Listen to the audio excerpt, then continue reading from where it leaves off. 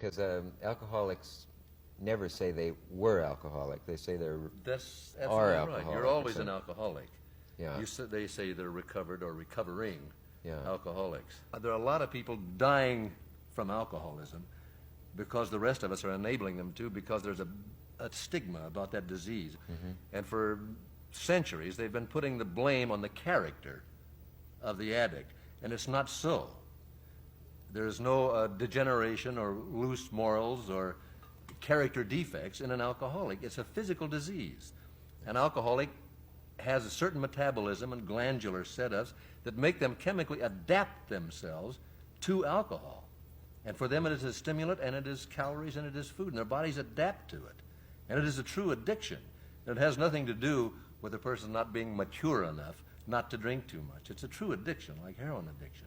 Now, for me, it took many, many years as just a social drinker along with everyone else. Yeah.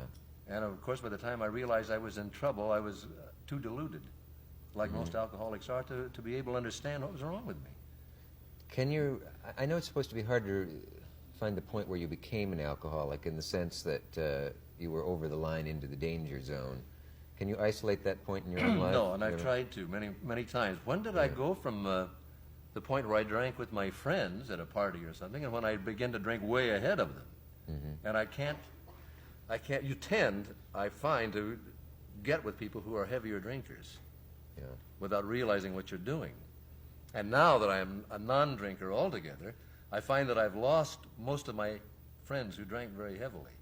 Doctors, for some reason, don't deal too much with alcoholics because there isn't anything medically you can do if they don't want to quit. And most people who are deeply into a chronic or acute alcoholism do not, at that point, want to quit.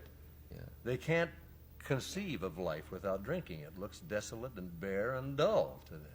You can see why people would go to a psychiatrist, though, because in your own case, for example, you had everything, you know, fame, success, money, family, home, all of that, and you were destroying it, theoretically. Yes. Therefore, you must hate yourself. Therefore, you must go to a psychiatrist, would, I suppose, be the line of reasoning. That's true. But the fallacy is that That there is no pre-drinking morbid psychology in an alcoholic. It happens as a result of his physical